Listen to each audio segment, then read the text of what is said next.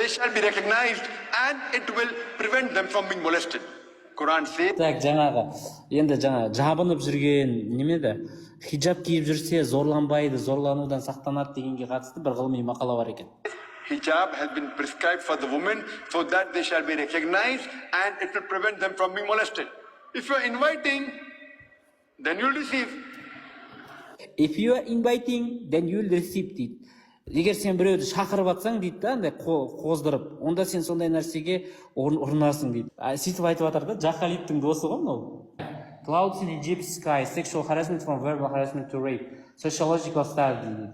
Так, короче, неде Египетте әлеуметтік зерттеу жасалған ғой. Сол жерде жаңағы ауызша харассмент көрсетуден зорлауға дейінгі деген не болған?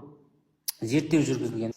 72-де 5% сол Мысырдағы сексуалды зорлыққа ұшыраған қыздардың 72% оранған қыздар болған ғой. Египеттің әйелдердің құқығын қорғау туралы орталықтың жүргізген зерттеуі, әлеуметтік зерттеуінің нәтижесінде Египетте сексуалды зорлыққа ұшыраған әйелдердің 72-де 5% оранған әйелдер болған. Ол тура осы тақырыпты зерттеген ашық киінудің сексуалды зорлықтың нысанына айналуға әсері бар ма деген зерттеу жүргізген. Так, оранған и жабық киімдегі адамдарды зорлаушылар әлсіз жауап қайтара алмайтын адам ретінде қабылдайды екен. Міне былай дейді.